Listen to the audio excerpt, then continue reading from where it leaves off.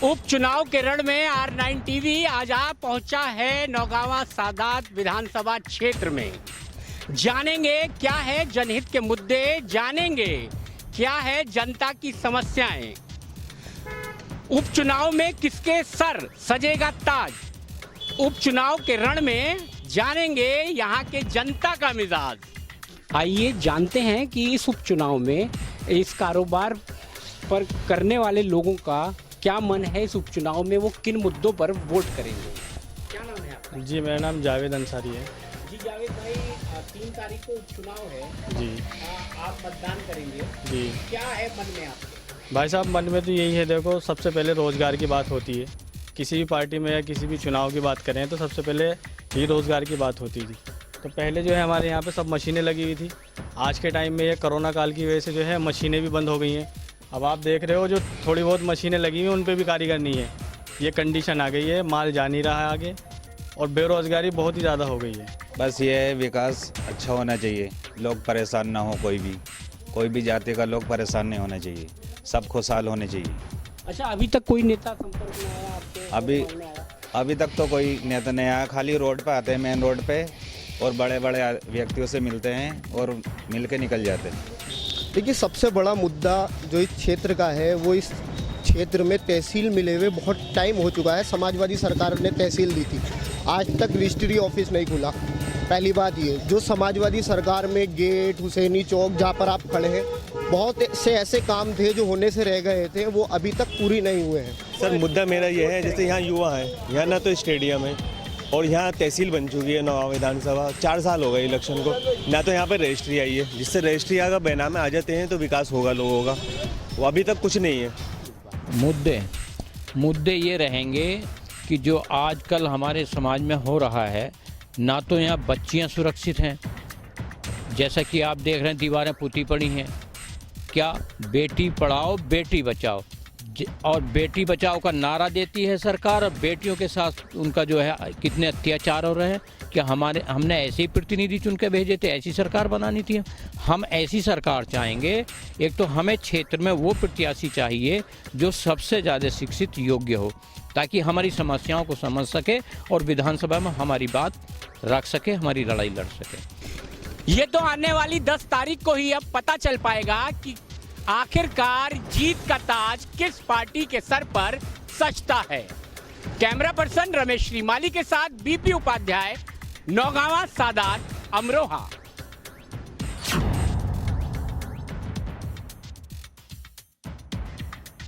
उत्तर प्रदेश उपचुनाव के रण में उतर चुकी है R9 की टीम। इस वक्त हम मौजूद हैं बुलंदशहर के काला आम पर।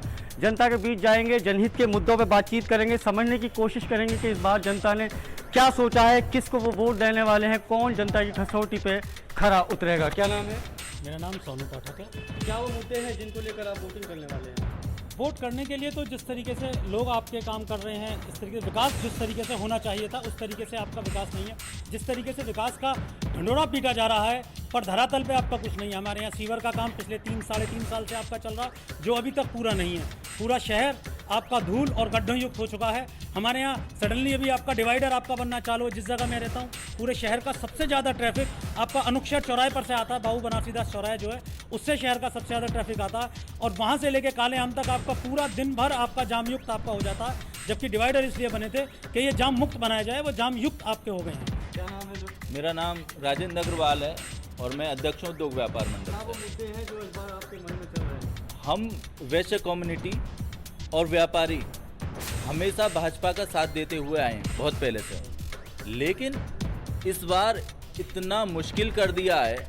हम अंधे होकर जब हमने वोट दिया तो उस हमारे अंधेपन को इन्होंने बता दिया कि तुम अंधे हो और अब की बार हम आपका पूरा का पूरा शोषण करेंगे।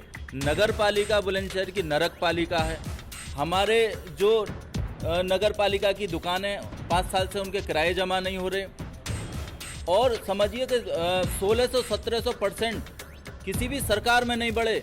जो हम सरकार जिसने हमने ही बनाई सरकार, हमारा ही शोषण उसमें हो रहा है। सबसे ज़्यादा ये नगर पालिका बुलंदशहर के चुनाव को प्रभावित करेगी। आप ये समझ लीजिए कि ये नगर पालिका ही इसको लेके बैठ जाएगी और जो एक अंधा वोट होता था हमारा, वो अब कहीं ना कहीं सोचने को मजबूर हो गया और शायद हम अब सोच समझ के वोट देंगे कि कोई हमारे वोट का गलत इस्तेमाल ना कर पाए। समझ के वोट देंगे, यानी कि पूरा मन बना लिया, सोच क्या नाम है? नमस्कार, मेरा नाम बबीता तंवर है। बबीता तंवर जी, क्या है इस बार, क्या मुद्दे हैं जनता के बुलंदशहर के? सबसे बड़ा मुद्दा महिलाओं को लेकर है।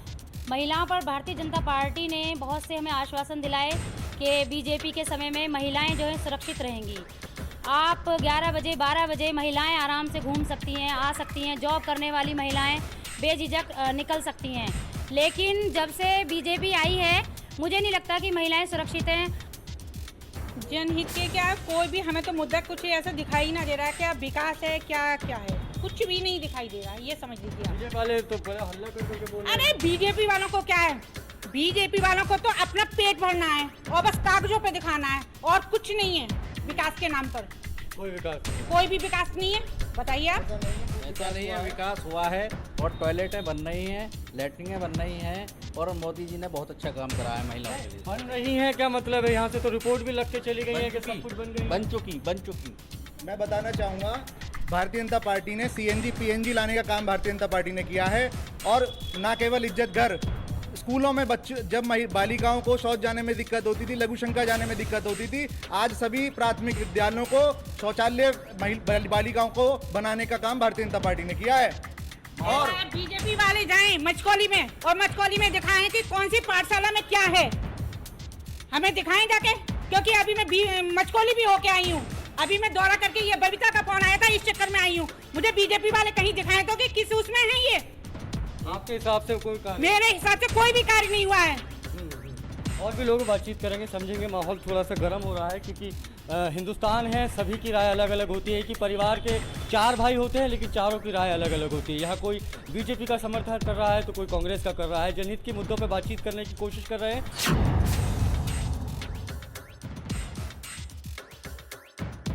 उपचुनाव के रण में R9 TV आप पहुंचा है देवरिया के जिला पंचायत पार्क में। यहाँ बात होगी जनता के मुद्दों की, जनता की समस्याओं की। जनता के बीच पहुंचा R9 TV चैनल की कसौटी पर कौन खड़ा उतरेगा इस चुनाव के रण में, बताएंगे हम ग्राउंड जीरो से देवरिया का पूरा हाल। बने रहे हमारे साथ। हमारे साथ महिलाएं भी हैं, महिलाओं से बात कर रहे हैं कि क्या अब चुनाव जो हो रहा है किस मुद्दे पर हो रहा है, किस तरह आपके मुद्दे क्या होंगे, स्थानीय मुद्दे क्या होंगे देवरिया के? स्थानीय मुद्दे ये है कि महिलाएं सुरक्षित नहीं हैं, महिलाओं के साथ अत्याचार हो रहा है। अभी देखिए हसरत वाला जो कांड हुआ है, बहुत दर्दनाक कांड हुआ है। इसी को लेकर हम लोग मांग कर रहे हैं कम से कम महिलाएं तो सुरक्षित रहें, किसी की बेटी सुरक्षित नहीं रहे। और जो है महिला को भी जो सुरक्षित नहीं रह रही है, इससे हम लोग जो बड़ा दुखी है, महिलाएं भी दुखी हैं इस बात को। प्रदेश में जो अपराध बढ़ रहे हैं महिलाओं के प्रति, इन्हीं का कहना है कि महिलाओं के प्रति जो अपराध बढ़ रहे हैं उससे ये चिंतित है, इसलिए सरकार को सूचना चाहिए। लेकिन फिर हमारे पास एक महंत हैं जो मंदिर पे, इनकी बात सुनते हैं कि ये क्या मुद्दे होंगे, चुनाव जो लड़ रहे हैं क्या मुद्दे होंगे आपके? 4 मुद्दा है और चारों में वर्तमान सरकार फेल है। स्वास्थ्य, शिक्षा, खाद्यान्न, सड़क। स्थानीय देवरिया के मुद्दे बहुत से हैं, जैसे कि बिजली है, पानी है, सड़क है, नाली है, खड़ंजा है। इन सब तक काम करना चाहिए। अगर सरकार को एक टैक्स पेयर का पैसा मिलता है तो उसका सही उपयोग हो। और अब लोग ये चाहते हैं कि नाम पे न जाकर, नाम बहुत हो गया कि इसके पिताजी मंत्री थे, अधिक ये विधायक थे तो इनको वोट दे दिए जाए। अब ये चलन लोगों ने बंद कर दिया है। लोग ये चाहते हैं कि आप जो हमारे से वोट मांग रहे हैं उस वोट के लिए आपने क्या किया है इस समाज के लिए, हमारे लिए। अब इसको लेकर के लोगों में एक रुझान देखने को मिला है, इसी पर वोट मिलेगा। जात का जो कार्ड खेला है वो बहुत गलत किया है, क्योंकि केवल ब्राह्मण कार्ड ही जो है हर पार्टियों का एक रह गया है। लेकिन आज जो है पिछड़ी जात के हैं या अन्य वर्ग के हैं, उनको टिकट न देके पार्टियों ने अपने पैर पर कुल्हाड़ी मारा है।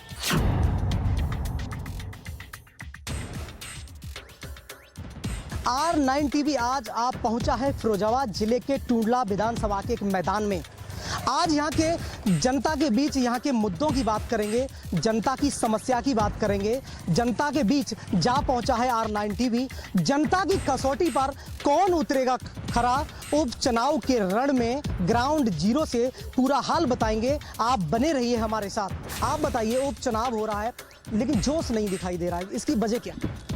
उपचुनाव है, जानती है जनता के 1 साल के लिए जो भी विधायक होगा वो 1 साल के लिए ही होगा। लेकिन सबसे बड़ी समस्या जो है यहाँ की टूंडला के बच्चियों की है, क्योंकि यहाँ कोई भी डिग्री कॉलेज नहीं है सरकारी, जिससे बच्चियाँ यहाँ से आगरा जाती हैं, डेली अप डाउन करती हैं, फिरोजाबाद अप डाउन करती हैं और रहा आगे मथुरा तक जाती हैं, JLA तक। वहाँ क्या हॉस्टल लेके रहते हैं, पेरेंट्स चिंता में रहते हैं किस तरीके से बच्चियाँ वहाँ रह रही हैं, या डेली अप डाउन कर रही हैं। शाम तक बच्चियाँ नहीं आ जाती हैं घर तक, तब तक पेरेंट्स सुरक्षित नहीं समझते हैं, क्योंकि बच्चों का तो ज़्यादा ही डर रहता है। तो ये सबसे बड़ी समस्या है। ये समस्या बहुत दिनों से बनी हुई है, जब से हमारा आगरा और मैनपुरी एटा इटावा से हट के जब फिरोजाबाद जनपद बना था, तो उस समय एक समस्या बहुत विकराल हुई कि हमारे यहाँ 46 गांव कट के एटा से टूंडला विधानसभा में आए। आज भी वहाँ पर खारे पानी की समस्या है। लोग पीने के पानी की व्यवस्थाओं से बहुत विकराल रूप से ग्रसित हैं, जिसको आज तक कोई भी विधायक उसको पूरा नहीं कर सका। इस बार उम्मीद है आपकी कि आप कोई भी प्रत्याशी आपके पास वोट मांगने आएगा तो आप भी अपनी परेशानी बता रहे हैं कि साहब पानी की समस्या बनी हुई है। इससे पहले विधायकों ने तमाम हमसे वायदे किए, दावे किए, लेकिन खरा कोई नहीं उतरा। क्या लगता है आपको कि अब विधायक खरा उतरेंगे? वादे तो जो भी विधायक आता है, जो भी प्रत्याशी आता है, जो विधायक बन जाता है, उसके बाद तो यहाँ से आता है और चला जाता है, लौट के दोबारा इधर किसी भी ग्रामीण क्षेत्रों में देखता भी नहीं है। समस्याओं से आज भी जूझ रहे हैं, ये कह सकते हैं। आप बताइए, समस्याओं की अगर बात करें तो लगातार हर चुनाव में एक ही आपको आश्वासन दिया जाता है कि आपकी जो समस्या उसे हम ही खत्म करेंगे। प्रत्याशी लगातार यही आपको आश्वासन देता है। क्या आपकी समस्याएं खत्म हो पाती हैं? समस्या कभी खत्म नहीं हो पाती सर जी। समस्या बढ़ती रहती है, कोई समस्या पूरी हुई नहीं है आज तक जी।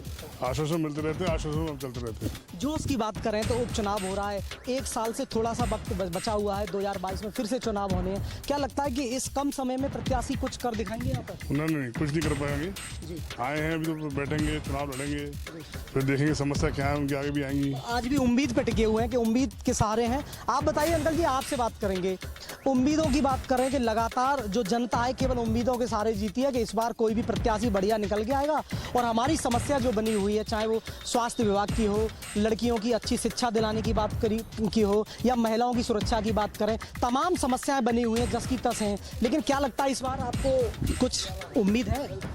नहीं, उम्मीद तो सबसे रहती है, उम्मीद ही सब लोग लेके चलते हैं, लेकिन खरा कोई नहीं उतरता है। टूंडला में इस विधायकी के चुनाव को लेकर उत्साह नहीं देखा जा रहा है। अपने सहयोगी राम मोहन शर्मा और मानवेंद्र सिंह के साथ शिव चौहान, R9 टीवी, फिरोजाबाद, उत्तर प्रदेश। उपचुनाव के रण में R9 टीवी आज पहुंच चुका है मल्हनी विधानसभा क्षेत्र के ताहिरपुर गांव में।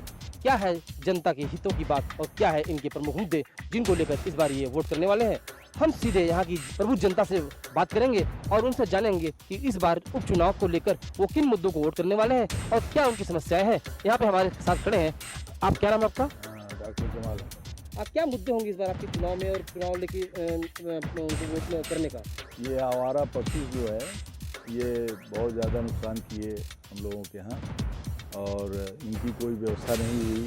इसको गौशाला और क्या क्या तो बताया गया, लेकिन कोई यहाँ से गए नहीं। अभी सामने देख लीजिए, तमाम जो है टहल रहे हैं, इसी जगह टहल रहे हैं, तो ये बहुत बड़ी समस्या है। तो किस मुद्दे क्या होंगे जिसके लेके आप इस बार वोट करेंगे? मुद्दे तो सर स्थानीय भी हैं, जैसे हमारे यहाँ जो है वृष्टि भी कम हुई है, बिजली का बिल भी माफ़ होना चाहिए। खास करके जो है प्रदेश में जो है इस बार जो है बिजली का मुद्दा भी अधिक छाया रहेगा, क्योंकि महामारी और लॉकडाउन की वजह से अधिकतर किसान जो है, जो भी किसान हैं, घरेलू उपभोक्ता हैं, गरीब हैं, वो बिजली के बिल तक दे नहीं सकते क्योंकि उनके पास खाने तक की समस्या आ गई है जी। जो मुद्दे होंगे ये प्रमुख मुद्दे होंगे, बहुत बड़े मुद्दे हैं सर, बहुत बड़े मुद्दे हैं सर। हमारे साथ और भी लोग जुड़ रहे हैं, हम आपसे बात करेंगे। आपके क्या मुद्दे होंगे इस बार उपचुनाव में मल्हनी के, किस तरह की आप वोट करने वाले हैं? जैसा कि सर अभी जो है हमारे साथी ने बताया कि जो है कि बेरोजगारी एक बहुत बड़ी मुद्दा है। यहाँ पे मैंने देखा है कि जितनी भी परीक्षाएं होती रहती हैं उसमें किसी न किसी तरह का कोई आरोप लगा के धांधली होता रहता है। कोई छात्र जो है फॉर्म भरता है तो फॉर्म भरने के 2 साल बाद एग्ज़ाम होते हैं, एग्ज़ाम होने के 2 साल बाद फिर जो रिज़ल्ट आते हैं और रिज़ल्ट आने के बाद तमाम जो है केस पड़ जाते हैं हाई कोर्ट सुप्रीम कोर्ट तक, और उसको लड़ते लड़ते जो छात्र जो है 5 साल 10 साल तक वो लड़ता है, उसके बाद तब जाके उसको कहीं नौकरी मिलती है। हमारे साथ आप एक शिक्षक हैं, हम उनसे बात करने का प्रयास करते हैं। आप बताएं कि आगे इस बार मल्हनी विधानसभा उपचुनाव में क्या प्रमुख मुद्दे होंगे? आपके आप इस क्षेत्र के रहने वाले हैं, क्या आपकी प्रमुख मांग होंगी और किस चीज़ को दिमाग में रख के आप इस बार वोट करने वाले हैं? देखिए सर, हम शिक्षक होने के नाते हमारे क्षेत्र के मुद्दे तो हैं ही, लेकिन इसके पहले जो पिछली सरकार थी वो हमें कुछ आशा रखी, हमें कुछ मानदेय के रूप में दे रहे। हम लोग वित्त विहीन से जुड़े हुए हैं, हम लोग पूरे देश में जितने भी स्टूडेंट्स हैं या जो वित्त विहीन के रूप में काम कर रहे हैं उनकी सेवा कर रहे हैं, लेकिन वो सरकार हमें कुछ मानदेय रूप देने की स्टार्ट कर दिया था, शुरू कर दिया था। लेकिन ये सरकार कहा कि हम और नियम बनाएंगे, लेकिन लास्ट आते आते ये समय पूरा होता जा रहा है लेकिन कुछ हुआ नहीं, तो हम लोग आशा में रख गए। पिछले कई महीनों से लॉकडाउन लगा है, हम लोगों को कोई सरकार ध्यान नहीं दी, हम लोग भुखमरी के कागार पर हैं कि किस कागार पर कोई पूछने वाला नहीं है, मध्यम वर्ग में। और स्थानीय मुद्दे में जो आता है, हम लोग किसान से भी बिलोंग करते हैं, हमारे यहाँ जो छुट्टा पशु टहल रहे हैं कि किसानों की फसलों बर्बाद कर दे रहे हैं। आप बताएं कि क्या प्रमुख मुद्दे होंगे जिसको सोच के इस बार आप वोट करने वाली हैं? पहले नहीं हुए हैं। हमारी प्रमुख मुद्दा है सबसे ज़्यादा पुरानी पेंशन। जो इसको सुनेगा, समझेगा और हमारी समस्याओं को दूर करेगा, हमारा वोट उन्हीं की तरफ जाएगा। डीए काट दिया गया है, बोनस भी काट दिया गया, क्यों ऐसा किया जा रहा है? क्या हम कर्मचारी नहीं काम कर रहे हैं? पूरी ईमानदारी से हम शिक्षक या और भी विभाग में सभी तन मन से जुटे हैं, लेकिन कुछ नहीं हो रहा है, सिर्फ सुना जा रहा है और सुन के टाल दिया जा रहा है। तो स्थानीय स्तर पर कौन ऐसा होगा जिसको आप वोट करेंगे, वो आपके मुद्दों को सुनेगा या सुलझाएगा? जी हैं, जो सुनेगा उन्हीं को हम लोग देंगे। मल्हनी की जनता से तमाम बातें हुई है और उनकी तमाम बातें निकलकर सामने आई हैं, जो कि साफ तौर से अभी किसी का ये भी कुछ कहना नहीं है कि किसको वोट देंगे किसको नहीं देंगे। हालांकि सब मिला के यहाँ जो प्रमुख मुद्दा निकल के आ रहा है, सड़क, बिजली, पानी, और प्रमुख रूप से जो मुद्दा सामने आया है वो कि यहाँ पे एक ओवरब्रिज की मांग है जो काफ़ी दिनों से पूरी नहीं हो पाई है। इन सभी मुद्दों को लेकर यहाँ की जनता इस बार वोट करने वाली है। जौनपुर से विश्व प्रकाश श्रीवास्तव, R9 न्यूज के लिए।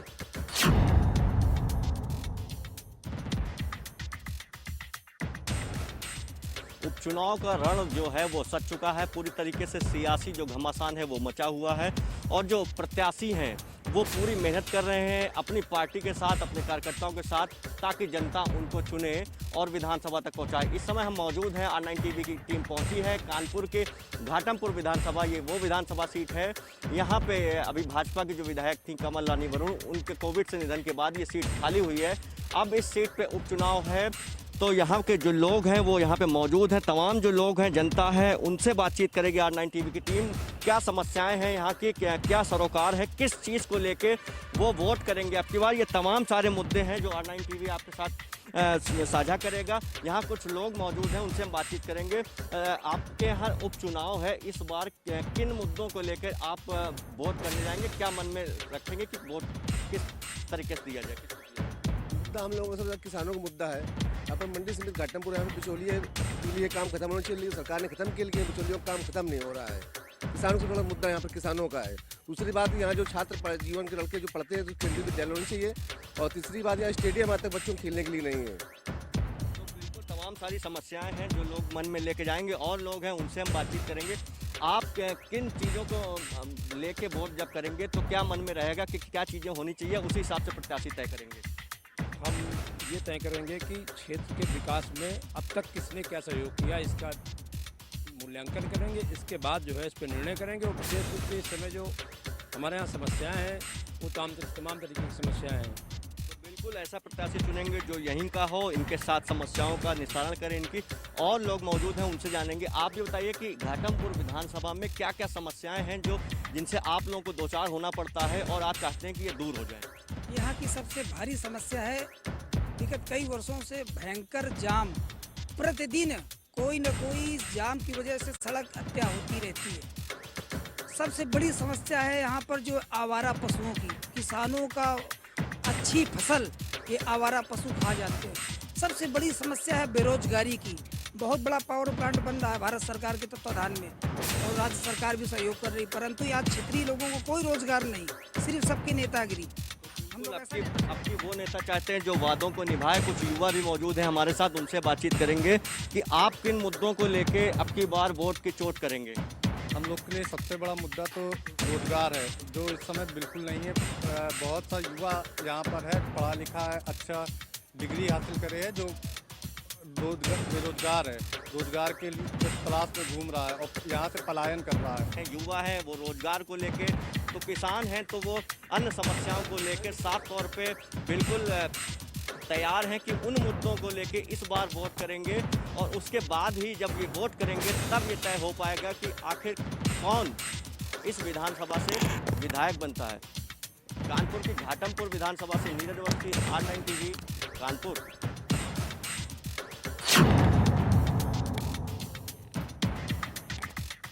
इस वक्त हम मौजूद हैं उन्नाव के बांगरमऊ विधानसभा के सुरसैनी गांव में, जहां पर अगर बात की जाए तो हम यहाँ की जनता का माहौल जानेंगे, क्या उनका माहौल है, किस प्रकार से किसको जिताना चाहते हैं और किसको अपना प्रत्याशी के रूप में और अपना विधायक के रूप में देखना चाहते हैं। हमारे साथ कुछ लोग यहीं गाँव के ही हैं, सुरसैनी गाँव के। आइए हम बात करते हैं। दादा, क्या नाम है आपका? नौशाद खान। नौशाद जी, अगर इस बार बात की जाए तो किसको जिताना पसंद करेंगे और किसको अपने विधायक के रूप में देखना पसंद करते हैं? भाई हम तो सपा को पसंद कर रहे हैं। अच्छा। हाँ, हम अपने साथ सपा को जिताया है और भी जिताने की कोशिश कर रहे हैं। अच्छा, इससे पहले जो कि विधायक थे उन्होंने विकास कार्य की अगर बात की जाए तो आपके यहाँ की गांव की जो समस्याएं हैं उनका कुछ समाधान निकला? कोई समाधान नहीं निकला। हाँ, हमको कोई समाधान नहीं निकला। हमारे यहाँ की जो गलियाँ खराब थी आज भी गलियाँ खराब पड़ी हैं। तो प्रत्याशी के रूप में किसको देखना पसंद करेंगे? हम तो भाई सपा को पसंद करेंगे। सपा को पसंद करेंगे, सपा के प्रत्याशी को। अच्छा, हमारे साथ और भी कुछ लोग हैं। दादा, क्या नाम है आपका? इश्तियार जी, इस बार बात की जाए कि दो उपचुनाव हो रहे हैं, जैसा कि आपको भी मालूम है, यहाँ प्रत्याशी किसको देखना पसंद करेंगे? सपा का। क्या लगता है कि जो विकास कार्य आपके अधूरे रह गए हैं उनको कैसे पूरा कराया जा सकता है? आपके सपा के प्रत्याशी पूरा कर सकते हैं? हाँ, सपा के राज में होता है काम। अभी जो पिछले विधायक थे आपके, जैसा कि आपको मालूम भी होगा, तो उनके जो कार्यकाल हैं या उनके जो भी कार्य हैं, इससे आप लोग खुश हैं या नहीं? नहीं। तो साफ तौर से यहाँ पे लोगों का सपा का मूड है। अब हम अगर बात करेंगे, हमारे साथ कुछ और भी हैं भाई साहब, युवा हैं जो कि इसका भविष्य हैं गांव का। क्या नाम है भाई साहब? जसीम खान। जसीम जी, अगर बात की जाए कि इस बार प्रत्याशी के रूप में किसको देखना पसंद करेंगे? जी, यहाँ पर हम समाजवादी पार्टी की तरफ से सुरेश पाल जी को पसंद करेंगे, जो कि अखिलेश समाजवादी पार्टी के प्रत्याशी हैं यहाँ पर, और उन्हीं को हम भारी बहुमत से जिताने की कोशिश करेंगे। जैसा कि अगर बात की जाए यहाँ के जो विकास कार्य की जो समस्याएं हैं उनको लेके पीछे जो विधायक थे उन्होंने हल किया या नहीं किया? वो दरअसल ऐसा है, उनको जो है जेल जाने के बाद में यहाँ पे जो विकास कार्य था पूरी तरीके से बिल्कुल ठप हो गया। तो अब जो अधूरे कार्य हैं, हम मतलब उम्मीद करते हैं कि यहाँ पे सपा को जो है उम्मीदवार जीते हमारे प्रत्याशी, और जो अधूरे यहाँ पर विकास कार्य बाकी हैं वो कार्य आगे से कार्य योजना चालू हों, और 2022 में हम फिर से जो है अखिलेश जी की सरकार को यहाँ पर बनाने की कोशिश करेंगे और पूरी तरीके से यहाँ पर चुनाव जिताने की सीट करेंगे यहाँ पर जो उपचुनाव है। जैसा कि देखिए यहाँ का माहौल, अगर सुसैनी गांव की बात की जाए तो सब की बात की जा रही है। हमारे साथ और भी यहाँ पे कुछ हैं। भाई साहब, क्या नाम है आपका? मोइन खान जी, अगर बात की जाए तो इस बार प्रत्याशी के रूप में और विधायक के रूप में किसको देखना चाहेंगे? सुरेश पाल जी को। ऐसा क्यों? क्योंकि हमें समाजवादी पार्टी से हम शुरू से जुड़े हुए हैं और हमें मेन बात है कि हमारा अखिलेश यादव जो मुख्यमंत्री हैं इनसे हमें लगाव, और उनके कार्यकाल जो है बहुत अच्छे हैं। देखिए, साफ तौर से यहाँ पे अगर बात की जाए सुसैनी गांव में, तो चाहे युवा हो, चाहे एक मध्यम वर्ग व्यक्ति हो, सभी का एक उम्मीद है कि अगर सपा सरकार आती है तो इनके गांव का विकास होगा।